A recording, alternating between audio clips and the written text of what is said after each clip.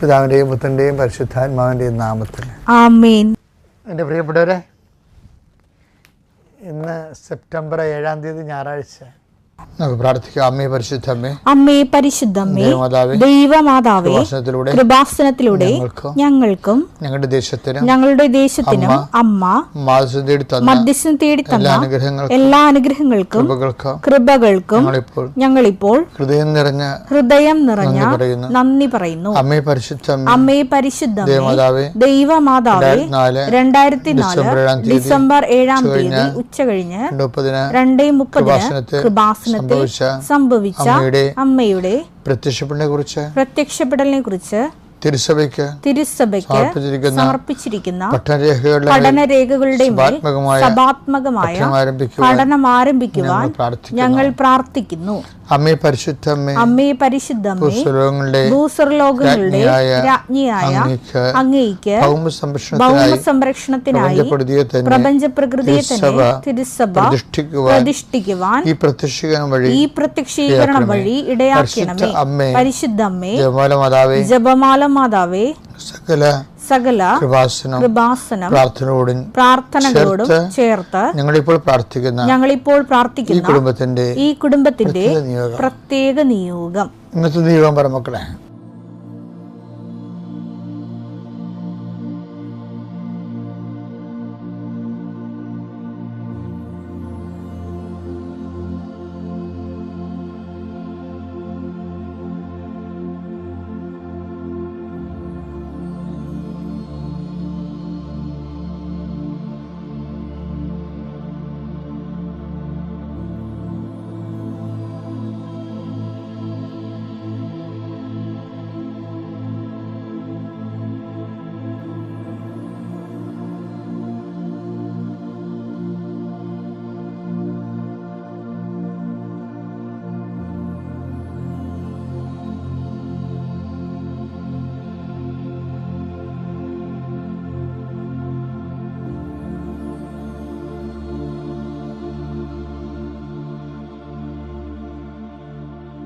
അമ്മയുടെ പ്രത്യക്ഷീകരണത്തിന്റെ ഈ അനുഗ്രഹവേളയിൽ ഞങ്ങൾക്ക് സാധിച്ചു തരുവാൻ കനിയണമേ. ആമേൻ. വിശ്വാസ പ്രമാണം.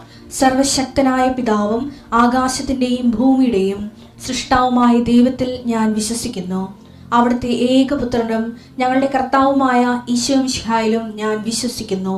ഈ പുത്രൻ പരിശുദ്ധാത്മാവിനാൽ ഗർഭസ്ഥനായി കന്യകാമറിയത്തിൽ നിന്ന് പിറന്ന് പൊന്തിയോസ് പീലാത്തോസിന്റെ കാലത്ത് പീഡകൾ സഹിച്ച് കുരിശിൽ തറയ്ക്കപ്പെട്ട് മരിച്ച് അടക്കപ്പെട്ട് പാതാളങ്ങളിൽ ഇറങ്ങി മരിച്ചവരുടെ ഇടയിൽ നിന്ന് 3-ാം നാൾ ഉയർത്ത് സ്വർഗത്തിലേക്ക് എഴുന്നള്ളി സർവശക്തിയുള്ള പിതാവായ ദൈവത്തിന്റെ വലതുഭാഗത്തിരിക്കുന്നു.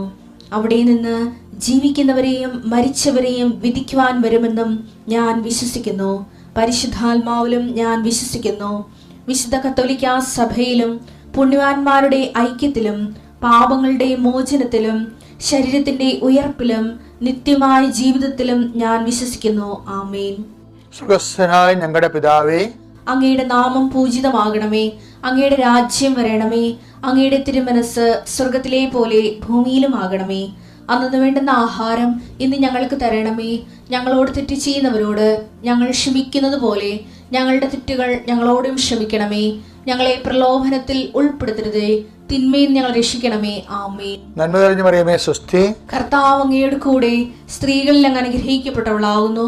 അങ്ങയുടെ ഉദരത്തിൻ ഫലമായി ഈശോ അനുഗ്രഹിക്കപ്പെട്ടവനാകുന്നു.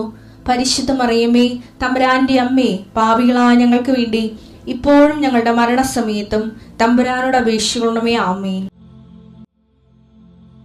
കർത്താവേ, നിന്റെ ഉന്നതമായ നാമത്തിന് സ്വസ്ത്രം ചെയ്യുന്നു. കർത്താവേ, നിന്റെ വിശുദ്ധ പൗരോഹിത്യത്തെ മഹത്വപ്പെടുത്തണമേ. കർത്താവേ, സഭയിലുള്ള സാന്നിധ്യം പ്രകടമാക്കണമേ. 39 വർഷം ഞാൻ അർപ്പിച്ച കുർബാനയുടെ യോഗ്യതയാൽ ഇന്ന് സഞ്ചരിക്കുന്ന എല്ലാവരെയും, ഇന്ന് ഈശോയെ ഭാരത്തൂക്കമുള്ള ഓരോ വിഷയങ്ങൾക്ക് വേണ്ടി വേദനിച്ച് നടക്കുന്നവരെ അങ്ങ് സന്ധിക്കണം. കർത്താവേ, വളർത്തുമൃഗങ്ങളും പക്ഷിമൃഗാദികളൊക്കെ ആയിട്ട് ജീവിക്കുന്നവരുണ്ട് ഈശോയെ. ചെറിയ വരുമാനക്കാർ, അവരനുഭവിക്കുന്ന സങ്കടങ്ങളെ അവരെ ഏറ്റെടുക്കണമെന്ന് പ്രാർത്ഥിക്കുന്നു. കർത്താവ്, മത്സ്യത്തൊഴിലാളികളും കർഷക തൊഴിലാളികളെയും സാമ്പത്തികമായ കടങ്ങളിലൂടെ പരിഹാരമില്ലാതെ നീങ്ങുന്നവരെയും ജപ്തി നടപടി നേരിടുന്നവരെയും കണ്ണുനീരുടെ അങ്ങയുടെ ദൃശ്യം സംബന്ധിച്ച് പ്രാർത്ഥിക്കണം ഈശോയെ. കർത്താവേ, അങ്ങയുടെ മറുപടി ഉണ്ട് ഈശോയെ. അങ്ങ് വിചാരിച്ചാൽ മതി, ഒരു നിമിഷം വിചാരിച്ചാൽ മതി, അങ്ങയുടെ മക്കൾ രക്ഷപ്പെടും. എല്ലാവരും പറയണത് ഈ ഒരു ദുരന്തത്തിൽ നിന്ന് ഞാൻ രക്ഷപ്പെട്ട, ഞാൻ ദൈവത്തെ മറക്കാതെ ജീവിച്ചോളാമെന്ന് പറയുന്നവരുണ്ട് ഈശോയെ. അത് കേൾക്കണമേ എന്ന് പ്രാർത്ഥിക്കുന്നു. ഭവനരഹിതരെ സംബന്ധിച്ച് പ്രാർത്ഥിക്കുന്നു. കുടുംബത്തിൽ സമാധാനം ഇല്ലാത്ത സംബന്ധിച്ച് പ്രാർത്ഥിക്കുന്നു ഈശോയെ. പല മക്കളും ജോലി തേടി വിദേശത്തേക്ക് പോകാൻ ഉദ്യമിക്കുന്നവരുണ്ട്. അവിടെ ആശങ്കയാൽ വിസ പുതുക്കി കിട്ടാത്തവരുണ്ട്. അവരെല്ലാം സമർപ്പിച്ചുകൊണ്ട് പ്രാർത്ഥിക്കുന്നു ഈശോയെ. വൈവാഹ തടസ്സമുള്ളവർ, കുഞ്ഞുങ്ങളില്ലാത്തവർ, ഭവനരഹിതർ, ജോലിയില്ലാത്തവർ, സാമ്പത്തിക കടങ്ങളാൽ സമാധാനമില്ലാത്ത കുടുംബങ്ങളെ ഇതെല്ലാം സന്ധിക്കാൻ വേണ്ടി യേശുവിന്റെ നാമത്തിൽ പ്രാർത്ഥിക്കുന്നു. ആമേൻ. ഞാൻ പണ്ട് നിങ്ങളോടൊരു കാര്യം പറഞ്ഞിട്ടുണ്ട്. അതായത് ദൈവത്തിൽ നമുക്കൊരു ഗുഡ് സർട്ടിഫിക്കറ്റ് വാങ്ങിക്കാനിടയായാലേ പിന്നെ എല്ലാ ഡീലിങ്സും ഈസിയാണ്. എനിക്ക് തോന്നിയിരിക്കുന്നത് ഏറ്റവും നല്ല സർട്ടിഫിക്കറ്റ് ദൈവത്തിൽ നിന്ന് വാങ്ങിച്ചത് മോസസാണ്. ഞാൻ എപ്പോഴും കൊതിക്കുന്ന ഒരു എക്സ്പീരിയൻസ് ലെവലാണ്. അതായത് ദൈവം മോസസിനെ കുറിച്ച് പറയുന്ന ഭയങ്കര പോസിറ്റീവായിട്ടൊരു കമൻ്റ് ഉണ്ട്. എന്താണെന്നറിയാമോ? അതായത് പുറപ്പാട് 33:17 എടുത്തേ. കർത്താവ് മോശയോട് പറഞ്ഞു, നീ ആവശ്യപ്പെട്ട ഈ കാര്യവും ഞാൻ ചെയ്യും. എന്തെന്നാൽ നീ എന്റെ പ്രീതി നേടിയിരിക്കുന്നു. നിന്നെ എനിക്ക് നന്നായി അറിയാം. ഇപ്പൊ ദൈവത്തിന്റെ പ്രീതി നേടിക്കഴിയുമ്പോൾ ഓരോരോ നമുക്ക് നമ്മുടെ ജീവിതത്തിൽ നടക്കുന്ന ഓരോരോ കാലാവസ്ഥാ ഭേദങ്ങൾ, ഞാൻ ഇടയ്ക്ക് നിങ്ങളോട് പറയാറുണ്ട് കാലാവസ്ഥാ ഭേദങ്ങൾ. ഈ കാലാവസ്ഥാ ഭേദങ്ങളിൽ നമ്മൾ കൈവരിക്കുന്ന നിലപാടുകൾ, അതെല്ലാം ചില സമയത്ത് നമ്മൾ തോറ്റുപോകും. ചിലപ്പോൾ നമ്മുടെ വിശ്വാസം തന്നെ നമ്മൾ തന്നെ ചോദ്യം ചെയ്യും. എന്നിട്ടും നമ്മൾ വിശ്വാസത്തിൽ അതിൻ്റെ റിട്ടേൺസ് ഒന്നും ഇല്ലെങ്കിലും ആ വിശ്വാസത്തിൽ തന്നെ നമ്മൾ നിലനിൽക്കും.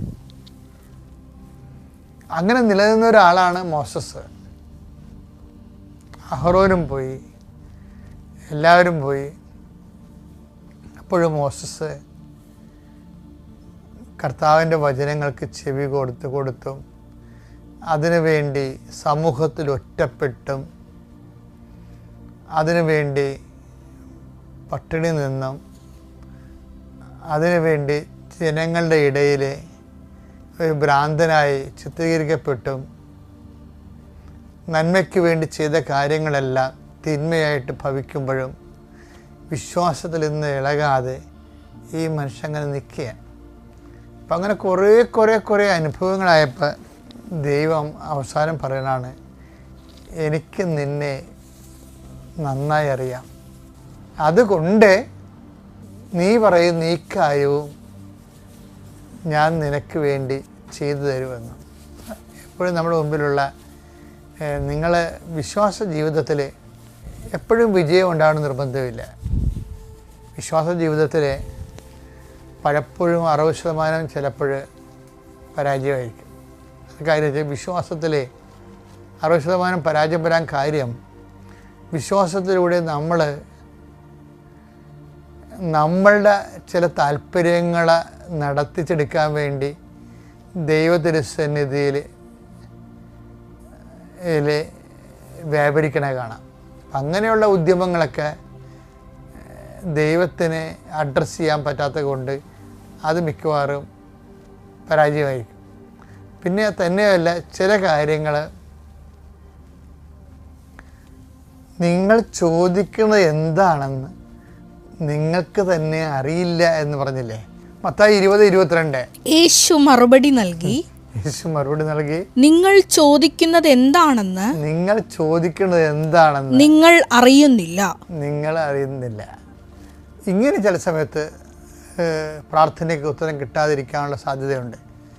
കാര്യം ചോദിച്ചതിൻ്റെ നമുക്ക് തരികയാണെങ്കിൽ അതിൻ്റെ റിപ്രക്കഷൻസും സൈഡ് എഫക്ട്സും പാർശ്വഫലങ്ങളും കൊണ്ട് നമ്മൾ തന്നെ വലയും. ഇപ്പം അതറിയാൻ പറ്റാതെ നമ്മൾ ചില അപ്പോഴത്തെ സാഹചര്യത്തിൻ്റെ സമ്മർദ്ദം കൊണ്ട് നമ്മൾ ചോദിച്ചു പോകും. പക്ഷേ അതായിരിക്കത്തില്ല ദൈവ പദ്ധതി നമുക്ക് ഗുണകരമായി മാറുന്നത്. ഇങ്ങനെയുള്ള വിഷയങ്ങൾ വരുമ്പോൾ എനിക്ക് കാണുന്നത് ചില കാര്യങ്ങൾ ദൈവത്തിൽ നിന്ന് കിട്ടുന്നില്ലെന്ന് പറയുമ്പോൾ അത് താമസിക്കുമെന്ന് പറയും. ഒരു കാരണവശാലും പ്രാർത്ഥനയ്ക്ക് മാന്യം ഉണ്ടാക്കരുത്. പല അണ്ണന്മാരും ദൈവം ചിലപ്പോൾ നമ്മുടെ കസര കളിക്ക് ചില ആൾക്കാർ ഒരു മണിയടിച്ച് കഴിയുമ്പോൾ ചിലർ ഔട്ടാകത്തില്ലേ, അതുപോലെ തന്നെയാണ് നമ്മുടെ ജീവിതത്തിൽ ഓരോ പ്രശ്നങ്ങൾ ഉണ്ടായി കഴിയുമ്പോൾ നമ്മൾ ദൈവസന്നിധിയിൽ നിന്ന് ഔട്ടാകും. അതെങ്ങനെ ഔട്ടാകണമെന്ന് വെച്ച് കഴിഞ്ഞാൽ നമ്മൾ ചില കാര്യങ്ങൾ ഇപ്പോൾ അഡ്മിഷൻ കിട്ടിയില്ല, അല്ലെങ്കിൽ ആ ഇൻ്റർവ്യൂ പരാജയപ്പെട്ടു, അല്ലെങ്കിൽ മാർക്ക് കുറഞ്ഞു പോയി, ഞാൻ കുറേ പ്രാർത്ഥിച്ചതാണ് എന്നിട്ട് മാർക്ക് തന്നില്ല എന്ന് പറഞ്ഞുകൊണ്ട് ഒരു 100 പേര് പ്രാർത്ഥിച്ചാൽ 100 പേർക്ക് മാർക്ക് കുറഞ്ഞു പോയെന്ന് വിചാരിച്ചോ, അതിൽ 90 പേരും ദൈവസന്നിധിയിൽ നിന്ന് പോകും. ശരിക്കും പറഞ്ഞാൽ അങ്ങനെയുള്ള ജലദോഷ പനിക്കാർ പോകാൻ വേണ്ടി തന്നെയായിരിക്കും ചിലപ്പോൾ ഈശോ അത് പറയാം. അതാണ് പ്രലോഭനങ്ങൾ ഉണ്ടാവേണ്ടതാണെന്ന് പറയുന്നില്ലേ, മത്തായി 18:7.